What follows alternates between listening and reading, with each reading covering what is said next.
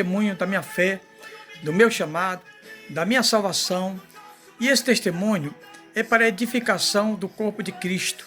Você que é crente em Jesus Cristo, que já aceitou Jesus e tem anos e anos e anos, e o seu esposo não se salva, ninguém da sua família aceita Jesus, então esse testemunho é para você perseverar e você crer que Deus tem planos e Deus tem projetos em salvar não somente você, mas toda a sua casa. Então é importante esses testemunhos que eu vou usar. Atos capítulo 16, versículo 30 e o 31. Senhores, que é necessário que eu faça para me salvar? E eles disseram, Paulo e Silas, que estavam presos numa prisão, orando à meia-noite, presos por causa da palavra do Senhor. Eles disseram, crê no Senhor Jesus e será salvo tu e a tua casa. Nós crentes acreditamos que esta palavra diz respeito para nós. Quando aceitamos a Jesus, Deus nos dá uma promessa que vai salvar toda a nossa casa. Há quem diga que foi somente para aquele carcereiro e para a sua família. Eu digo que não. Por quê? Porque eu li esta palavra, eu tomei posse e Deus salvou toda a minha família. Mas eu vou contar, mas as coisas não acontecem por acaso, tudo atende um propósito. Ou seja, para aquele carcereiro ser salvo, precisava que Paulo fosse preso juntamente com Silas, precisasse que houvesse um terremoto, precisasse que as grades da prisão se abrissem, os presos saíssem e Paulo também saísse, e aqueles carcereiros aterrorizados, aquele carcereiro na verdade aterrorizado, queria suicidar, porque o sistema romano não perdoava quando um carcereiro deixava o seu prisioneiro fugir. Certamente isso seria mortal para ele. Então, quando ele tentava tirar a sua vida, Paulo disse, não faça isso, porque aqui nós estamos. Então, Paulo não é aquele crente covarde e ganancioso que só pensa nele, que só pensa na sua vida. Não, Paulo, enquanto os presos fugiram, Paulo ficou ali. E quando aquele homem ia fazer aquela ação, Paulo interveio e disse, não faças isso, estou aqui. E eles aterrorizados, porque viram que ali era o dedo de Deus. Senhores, que eu faço para ser salvo? E Paulo imediatamente, crê no Senhor Jesus, será salvo tu e tua casa. O que é que aquele homem fez, querido? Levou Paulo e Silas para sua casa, lavou as suas feridas, porque eles estavam feridos de chicotados, foram aceitados e presos, por causa da palavra do Senhor. Era assim a igreja primitiva, não recebia glória, não recebia honra, não recebia status, não recebia poder, não ficavam milionários, não. A recompensa deles aqui na terra era perseguição, açoites, prisões e mortes, certo? Então aqueles homens lavaram as feridas. Paulo então batizou toda aquela família do carcereiro e todos os da sua casa, sua família, como seus servos, foram salvos naquele dia. Foi uma obra poderosa, glórias a Deus. É assim que Deus age em meio às circunstâncias que são difíceis. Queridos, começou na década de 80. A década de 80 para mim foi o período mais glorioso do evangelho pentecostal no Brasil, porque ainda não existia essa corrupção no meio evangélico, não existia essa apostasia toda que nós estamos vendo hoje, essas maracutaias todas que nós vemos hoje, não havia também o reteté também que as pessoas inventaram hoje, não. As igrejas pentecostais no Brasil, para os irmãos terem uma ideia, era somente a Assembleia de Deus, a Igreja Deus Amor, a igreja quadrangular, as igrejas batistas, as igrejas presbiterianas, as igrejas do véu, essas igrejas somente. A igreja universal estava nascendo e com ela nasceria a corrupção das demais igrejas. Queridos, eu digo que foram tempos maravilhosos porque se pregava a salvação. A teologia não era dominante nos ciclos evangélicos, entre as igrejas evangélicas pentecostais como a Assembleia de Deus. Era somente o conhecimento bruto da palavra de Deus. Nós pegávamos a palavra de Deus e líamos a palavra de Deus quando não líamos os livros do Spurgeon, do Charles Finney, Dale Moody. Essa é a nossa literatura. Não tinha internet, era certo?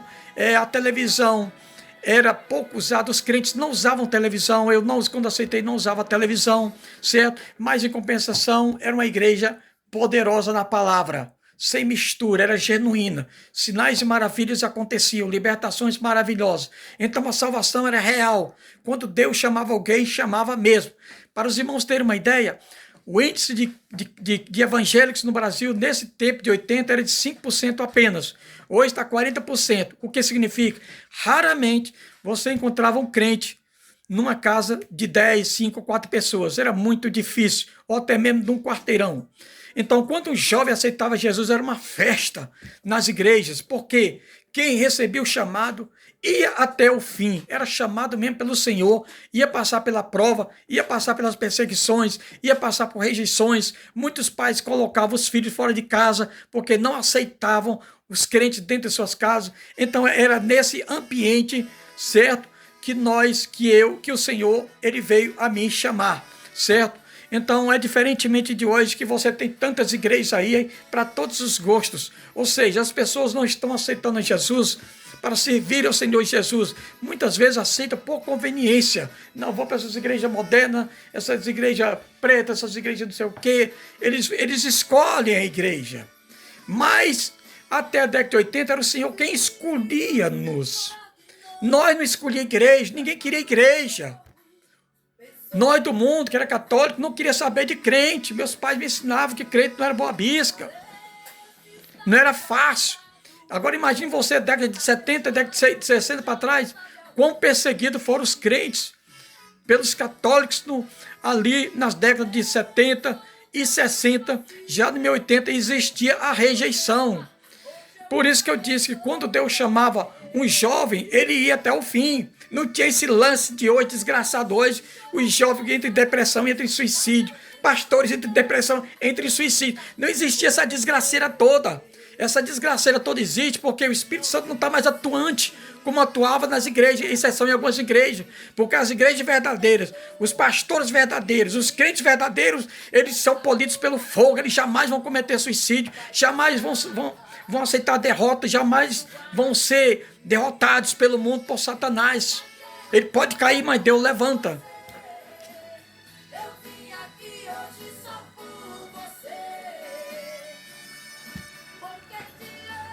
Glória a Deus. Então, morava na cidade de Fortaleza, tinha 18 anos, 10 irmãos, meus pais católicos, praticantes, com os santos da Virgem Maria em casa. O Papa era reverenciado. Eu lembro-me de uma história que eu não era crente, morava do lado dos crentes, muito barulhento, pentecostais, que 5 horas da manhã eles se levantavam antes de do Senhor me chamar.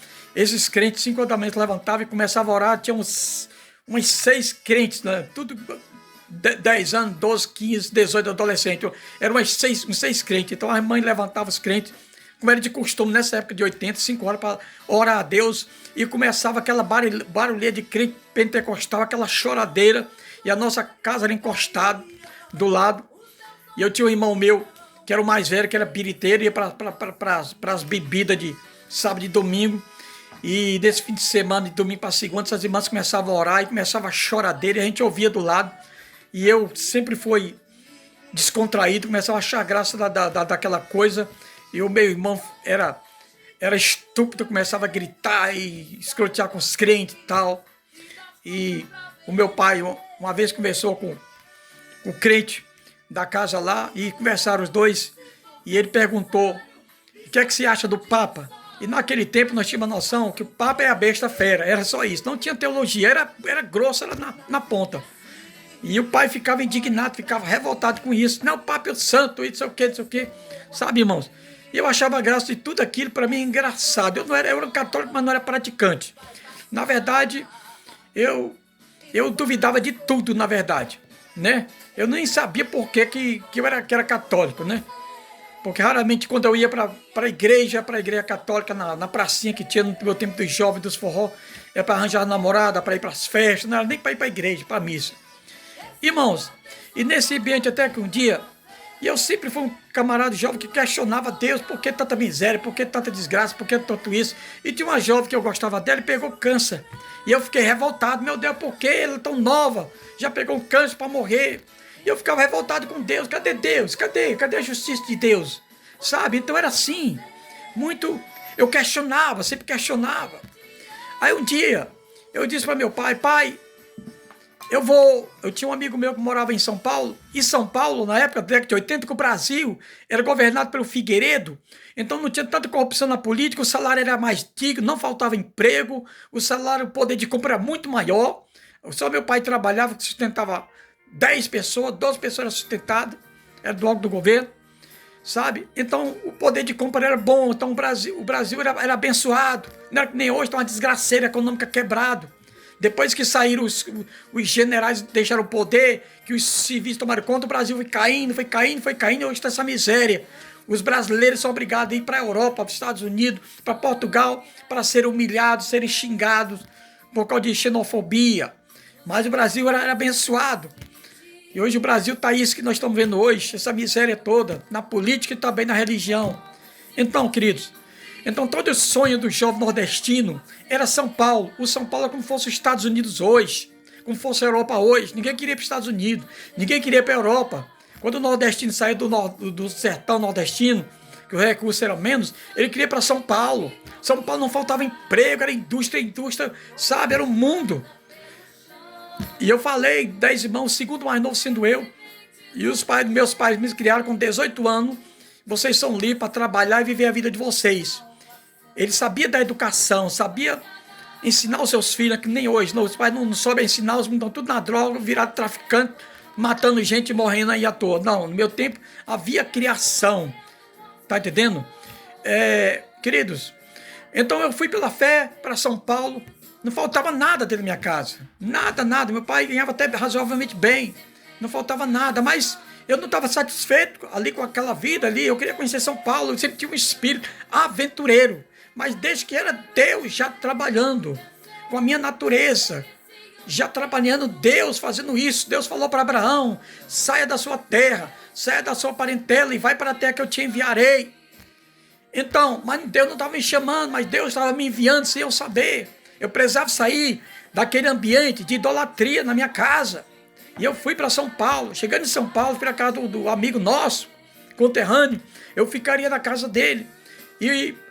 E houve um imprevisto, ele ficou desempregado. Eu não pude ficar na casa dele, que ele vivia com a irmã. Então ele simplesmente conseguiu um emprego para mim, num supermercado chamado O Barateiro, e me colocou numa casa onde viviam as mulheres na frente e tinha um barracão nos fundos. Tinha um quartinho nos fundos, ele conversou com ela, trabalhava com ela, entendeu? E pediu para que eu ficasse lá, que eu ia trabalhar pertinho. E eu fiquei lá, levei poucos recursos, porque eu achava que ia ficar na casa dele, e com pouco dinheiro. E eu fui trabalhar nesse supermercado Barateiro como fiscal de caixa.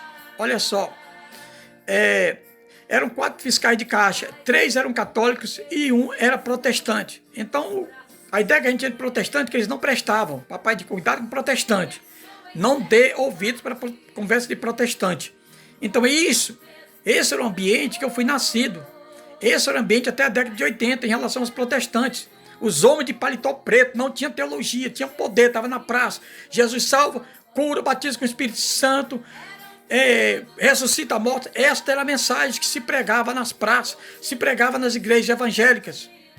Então, queridos, chegando nesse supermercado, O Barateiro, na década de 80, o gerente, ele colocava os fiscais por pares, de 2 em 2, 2 saíam para lanchar, 2 ficavam. Então, o gerente colocou para mim ficar exatamente com o irmão, que era o protestante, que tinha um bigodão. Protestante ficar com ele, você vai ficar com ele, você vai ser o parceiro dele. Exatamente o crente que eu não gostava. Olha só que sinuca eu fui meter. Aí tudo bem, eu estava vindo de fora, ali eu não mandava, eu era mandado. Eu tinha que ficava na minha. Aquele protestante, aquele irmão, eu tenho sucesso, vou fazer 65, aquele irmão hoje deve estar com 75, espero que ele esteja vivo. Hoje deve ser pastor, um grande homem de Deus, ele não sabe o que é que ele plantou na minha vida. Queridos, Ele chegava comigo, as pessoas iam pro lanche, quando era nossa vez de ir pro lanche, e vamos lanchar agora, nossa vez, senão não vou que eu não tenho dinheiro. Eu tinha o dinheiro do almoço, mas não tinha o dinheiro da janta, porque eu não tinha recebido. A situação minha estava precária. Ele vendo a minha necessidade, não, João, deixa que eu pago. E eu fui. Pagou o primeiro lanche, pagou o segundo lanche. Até com certa vez eu perguntei para ele, eu fiquei impressionado. Eu fui assistir uma missa lá perto de casa na igreja católica, ninguém é de ninguém, todo mundo estranho. E eu fiquei pensando assim, mas como é que pode? Meu pai disse que crente não presta. Que crente não vale nada. Que crente é isso, aquilo, outro. Mas esse crente, enquanto os dois católicos, meus colegas que são católicos como eu sou, nunca me convidaram para dar um cafezinho, e esse crente todo dia me leva para tomar café. Eu não entendo o que é que, porque eu vou perguntar para ele, por que isso? Você era um cara que eu questionava. Você tem que ser sensato. Você tem que ser honesto com as pessoas. Eu sempre fui um cara sensato, sempre fui um cara honesto. E eu fui perguntar para ele, eu disse, irmão, deixa eu lhe fazer uma pergunta. Os amigos meus católicos nunca me ofereceram lanche, nunca me ofereceram um café sequer, sendo eles católicos, como eu sou católico. E você é um protestante, que eu nem gosto de crente, fui ensinado a não gostar de crente, e você me oferece lanche todos os dias, por que você faz isso comigo? Ele disse, não, meu jovem, eu sei que você precisa, você está vindo do Nordeste, eu sei que você está sem dinheiro, eu sei que você está numa cidade grande, talvez morando em algum quartinho, e Deus tocou meu coração para te ajudar. Jesus falou, dá pão quem tem fome. Jesus falou, amar o nosso próximo quando tiver necessidade. Então eu estou lhe amando conforme Jesus falou. Eu disse, pois é, eu acho muito bonita a sua atitude, porque a minha impressão que eu tinha de crente, que meu pai falou, que eu sempre teve, que crente não prestava, crente aquilo isso, e crente aquilo outro. Mas você é um crente, mas você é um crente diferente, você é um crente bom, é uma pessoa boa, sabe? Eu estou impressionado com você. Muito obrigado pela sua ajuda, sabe? Eu baixei a cabeça para aquele homem. Deus estava trabalhando na minha vida através daquele homem. Tem certas coisas, irmãos, que você não vai conseguir com palavras, pregando bonito, pregando fogo, com palavras somente. Tem certas coisas que você tem que mostrar ação, mostrar suas obras, mostrar ação, caridade, amor, dar pão a quem tem fome, dar água a quem tem sede, como o Tiago falou. Mostra-me as tuas obras, que eu mostrarei a minha fé. Paulo diz que a fé sem obras, ela é morta. Aquele irmão, ele não somente tinha fé em Jesus Cristo, como ele tinha obras, e obras boas, obras de caridade. Aquelas obras iriam fazer toda a diferença na minha vida, como fez.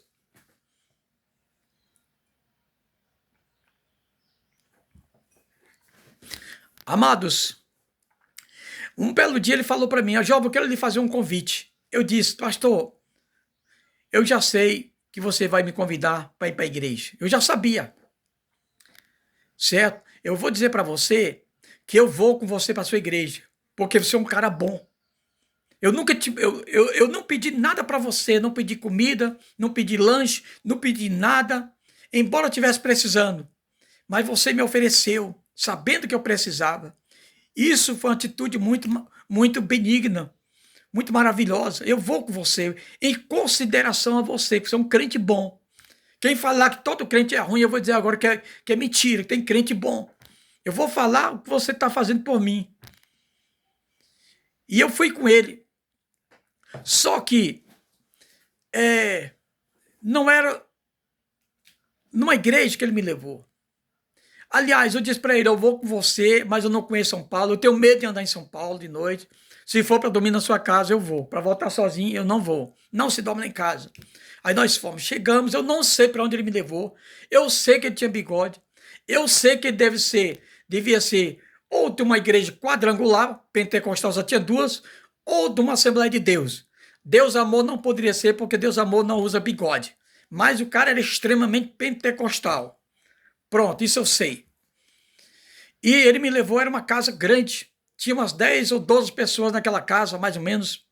E eu, não crente, e tinha uma jovem também da minha idade, talvez 18, 19 anos, também não crente, foi para esta reunião que ele convidou, eu como convidado dele. Quando chegamos nesta reunião, todos começaram cantar o hino da harpa, por isso que eu acho que era Assembleia de Deus, eles cantavam o hino da harpa. E eu achei aqueles hino da harpa muito bonito. Mas tinha um irmão que estava na minha frente, que toda vez que ele olhava para mim, aquele crente barulhento, aleluia, aleluia. E eu ficava encabulado com aquilo. Eu achava que ele estava me tirando, que ele estava me desafiando. Eu ficava irritado com aquilo. Que ele olhava para mim e dava glória a Deus alto. Mas não, era o irmão que estava se alegrando na presença do Espírito de Deus. Aleluia. Glórias a Deus, porque os crentes eram pentecostais verdadeiramente. Amavam o Senhor verdadeiramente. Sem mistura, sem nada. Não assistia televisão, não jogava bola, não dormia de bermuda, nada disso. Tudo bem que hoje as pessoas dizem que eram costumes, mas são costumes bons, porque a operação do Espírito Santo era intensa. Veja como Deus usa os crentes, Deus amor, que até hoje não assiste televisão, não se liga nessas coisas, porque são separados do mundo. O Espírito Santo tem a liberdade de agir, de revelar, porque estão desconectados com este mundo. E Paulo diz, João diz, não ameis o mundo, nem o que no mundo há. Se alguém amar o mundo, o amor do Pai não está nele. Pois bem, querido, continuando, chegou o momento, depois do louvor, de ir para a oração. Quando foi na hora da oração, nós ficamos todos de pé para orarmos.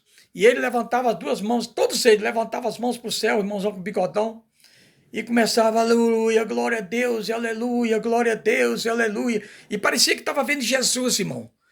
Estava tão concentrado, sabe, no céu, olhando para cima. Parecia que ele vê Jesus. Aquilo, quando eu vi aquilo, aquele prado de aleluia, ele fazendo aquilo, eu comecei a cair na gargalhada. Comecei a rir na gargalhada, não conseguia parar.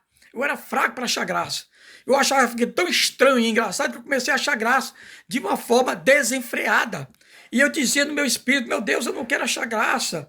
Ele me tratou tão bem, faz com que eu pare, mas eu não conseguia, sabe? Quando algo começou a acontecer, a jovem católica que entrou comigo, que não era crente, de repente desabou no chão. Eu não sabia nada disso.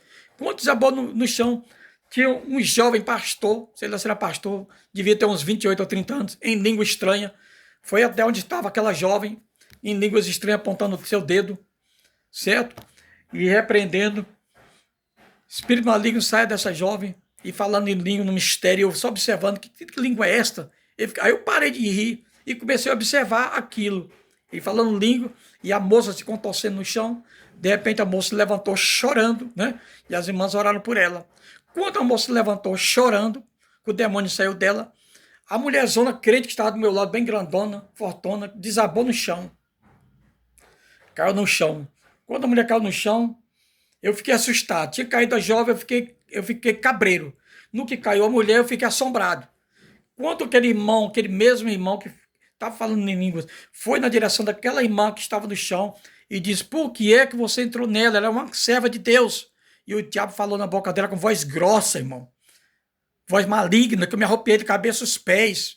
Ele disse, porque ela fuma escondido. Aleluia. Naquele tempo, quando os crentes aprontavam, fumavam escondido, fazia qualquer coisa escondido, e fosse uma oração pentecostal de fogo, ou tinha santidade, o demônio se manifestava naquele irmão que estava em pecados.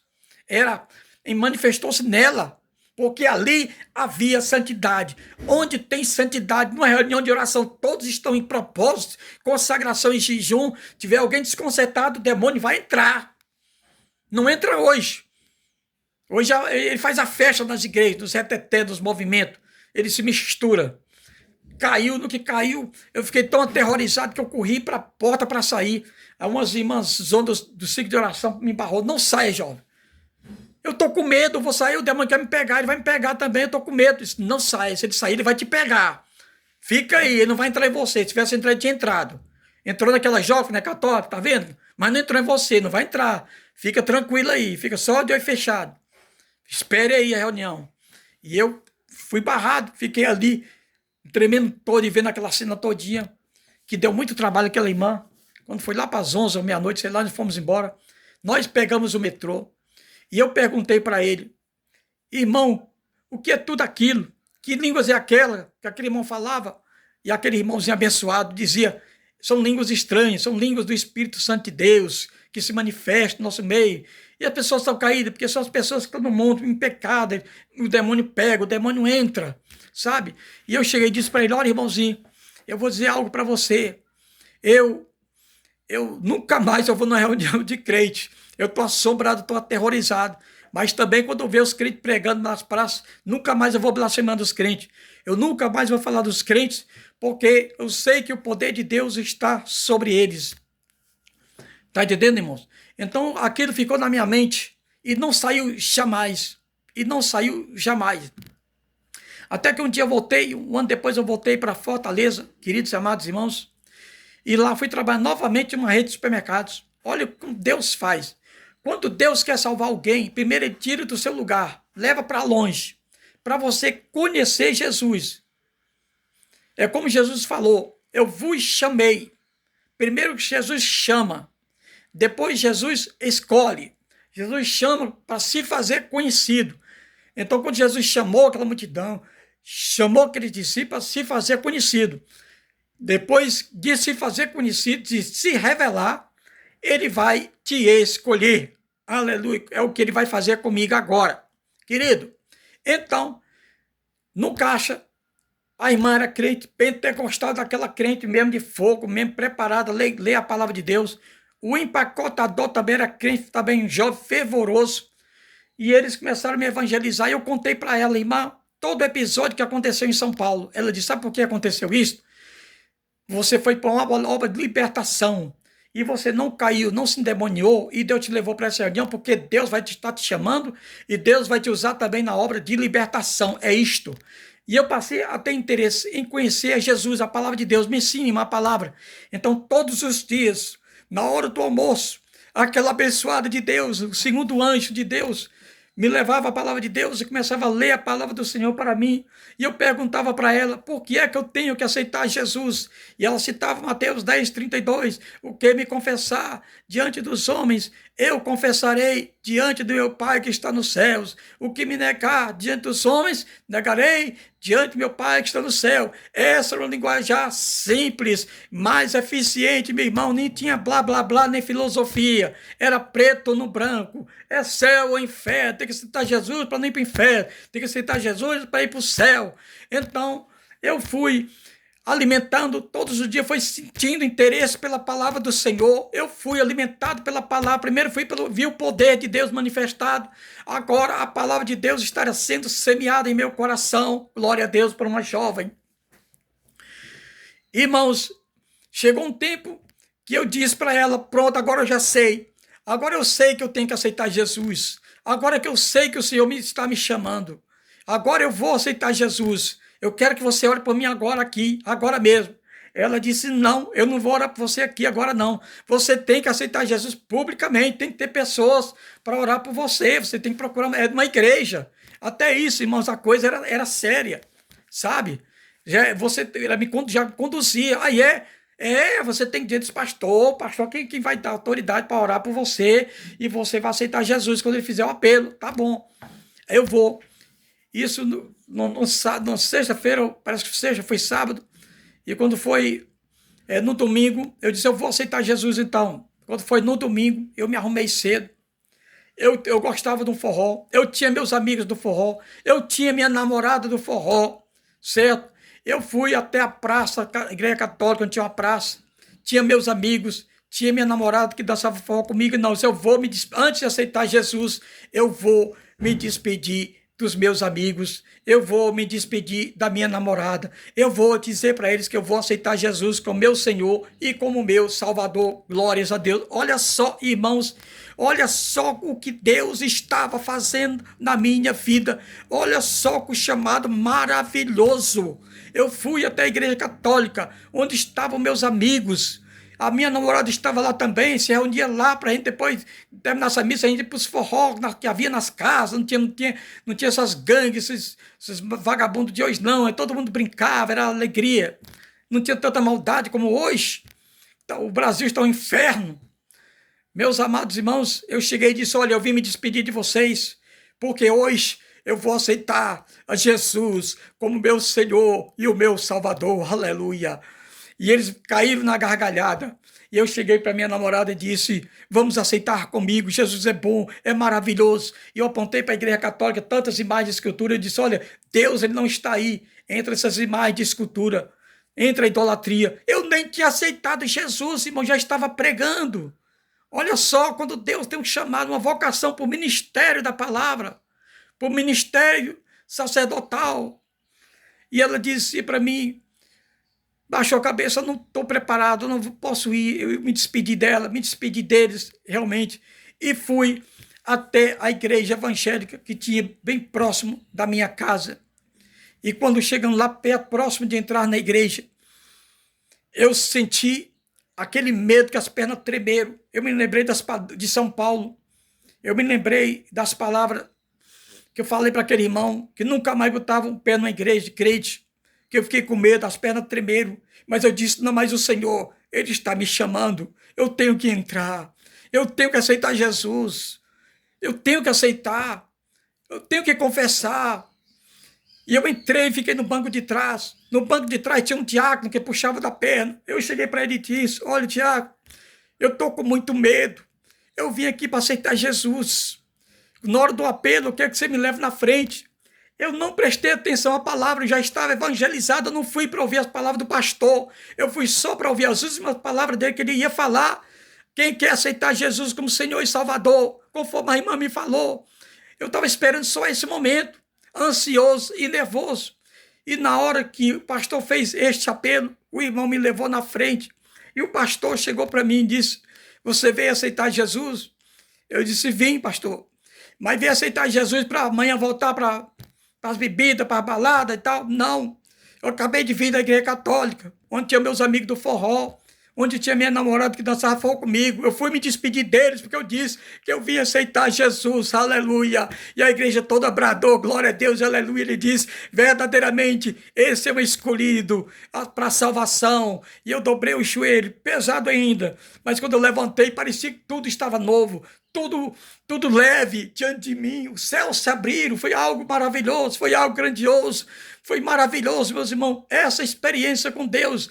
Esta é a primeira parte que eu quero contar para você divulgar, compartilhar esse vídeo, para você ter esperança que quando Deus chama, não tem nada que venha atrapalhar. O Senhor falou, eu vos chamei, eu vos escolhi. Isso que o Senhor faz conosco, Ele chama, Ele se revela, Ele se mostra através de alguém. Eu quero agradecer o nosso irmão de São Paulo. Eu não sei o nome dele, infelizmente. Eu não sei, mas esse foi o anjo de Deus que me conduziu para o caminho da salvação, para que eu conhecesse o Senhor e o seu poder, que não fosse esse homem, não fosse o amor de Deus na vida dele, eu não estaria preparado para ouvir as palavras do Senhor. Então quero dizer para você, tem certas coisas, meu irmão, que não são com palavras, mas são com gestos, são com atitudes de amor. Se você percebe que esse irmão é necessitado, não é crente, primeiramente ofereça a ele o pão, ofereça a ele o cafezinho, para depois você apresentar Jesus para ele. Que Deus abençoe a todos.